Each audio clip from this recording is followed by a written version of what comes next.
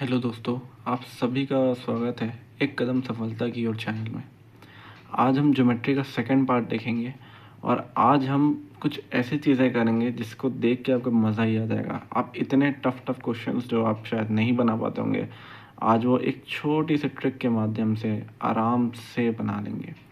तो आज हम पढ़ेंगे मास पॉइंट थ्योरम, उसे हम सेवियन थ्योरम के नाम से भी जानते हैं। जैसे कि आप ये फिगर देख पा रहे होंगे दोस्तों, इसमें क्या होता है, इस कोई भी अगर आपको ट्रायंगल दिया हुआ है और उनके बीच का आपको निकालना है रेशियो या डिस्टेंस फाइंड आउट करना है, तो हम इस थ्योरम का यूज़ कर सकते हैं।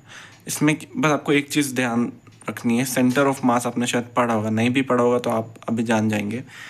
जब भी कोई भी ट्रायंगल, उसके जो कॉर्नर्स होते हैं उसका वेट और एक पॉइंट डिस्टेंस वो इक्वल होना चाहिए।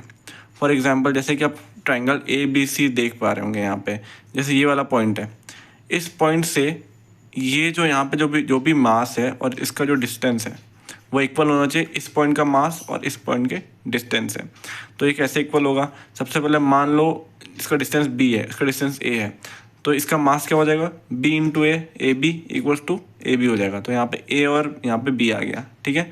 अब सेकंड में देखेंगे इसका और इसका, यहाँ पे सी है, यहाँ पे डी है, तो यहाँ पे डी का मल्टीप्लाई कर देंगे, यहाँ पे सी का मल्टीप्लाई कर देंगे, ठीक है। और ए कॉमन था करके ए का मल्टीप्लिकेशन कर दिया, यहाँ पे ए डी आ गया, यहाँ पे ए सी आ गया। सेम यहाँ पे बी डी आ गया, यहाँ पे ए डी आ गया। अब देखिए बी डी यहाँ पे है, सी ए यहाँ पे है, तो इसका जो डिस्टेंस है वो एफ है, इसका डिस्टेंस है ई। हम जानते हैं बी डी एफ इंटू सी ए ई इक्वल होना चाहिए। तो ये हो गया आपका मास पॉइंट थ्योरम।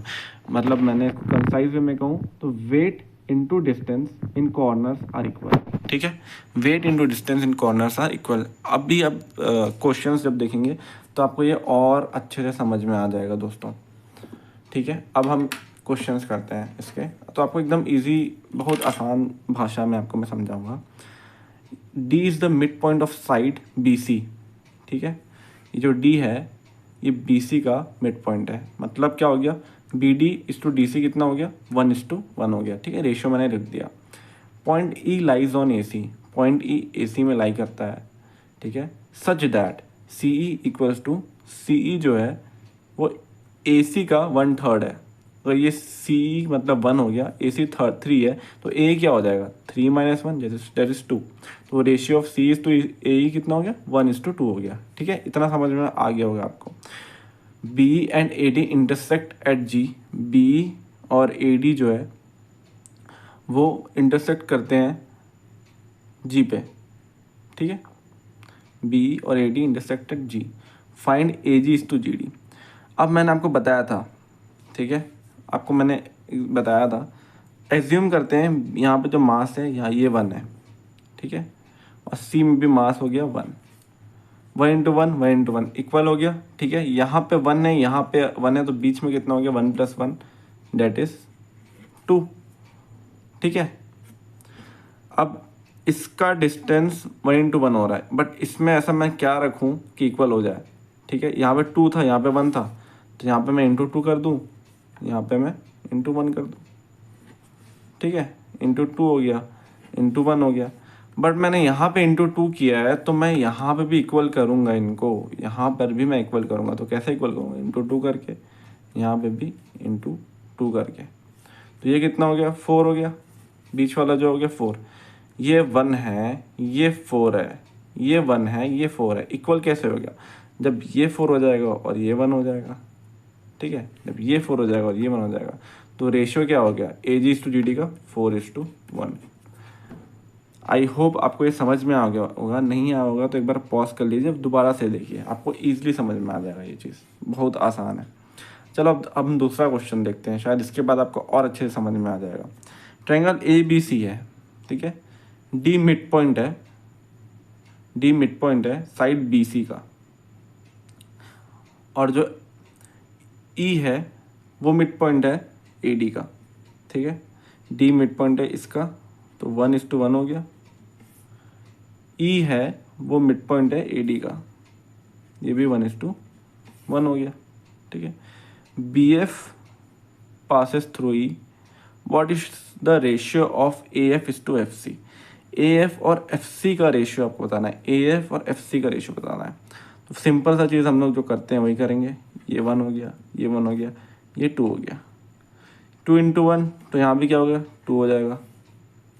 2 इंटू 1 यहाँ पे भी 2 हो गया। ठीक है, ये 2 है, ये 2 है, तो बीच वाला क्या हो जाएगा, बीच वाला क्या हो जाएगा, 4 हो जाएगा।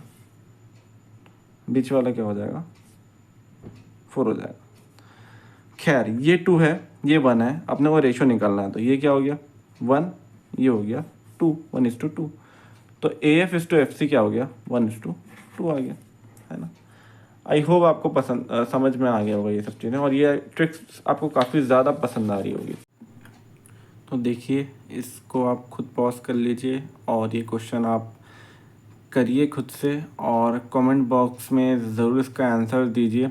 दो इसका आंसर तो मैंने यहाँ आपको दिख ही गया होगा सॉल्यूशन, बट मैं चाहता हूँ कि आप खुद इसमें दिमाग लगाएं और खुद करिए इस क्वेश्चन को। तो आगे हम चलते हैं साइन रूल और कोसाइन रूल में। ठीक है, इसका आंसर मैं एक बार फिर भी बता देता हूँ, 8:3 आंसर है इसका, और आप एक बार इसको अच्छे से कीजिए। मैंने यहाँ पे सॉल्यूशन तो वैसे लिखा हुआ है, तो आप डेफिनेटली इसे कर लेंगे।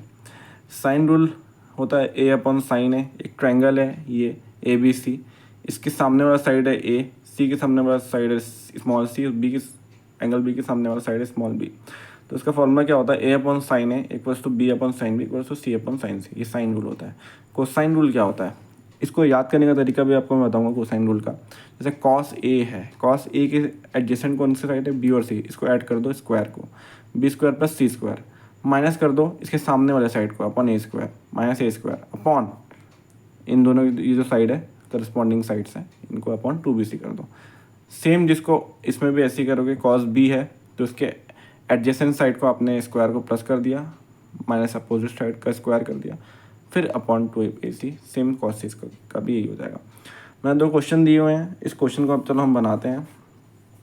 ठीक है, इसका मतलब आंसर्स भी मैंने लिखा हुआ है सामने में, आपको बताना है कि इसमें कौन सा ऑप्शन करेक्ट है। तो कोसाइन रूल लगा दो, cos 60 इक्वल्स टू क्या होगा, B² + C² minus opposite A² upon 2BC। cos 60 क्या होता है 1/2 B² + C² minus A² upon 2BC, 2 cancel, तो क्या हो गया B² + C² minus BC equals to A²। ठीक है, B² + C² minus BC equals to A²। ये ऑप्शन मैच कर लिया आपसे। इसमें अपने को C² निकालना है, सेम cos 120 इक्वल्स टू, ठीक है, इक्वल्स टू क्या होगा, अपना फॉर्मूला हो गया A² + B² minus C² upon 2AB। ठीक है, cos 120 क्या होता है, ध्यान रखना, -1/2 A² + B² minus C² 2AB, ये कैंसिल। ठीक है, A² + B² + AB equal to C², ये आपका आंसर होगा। उम्मीद है आज का लेक्चर आपको पसंद आया होगा।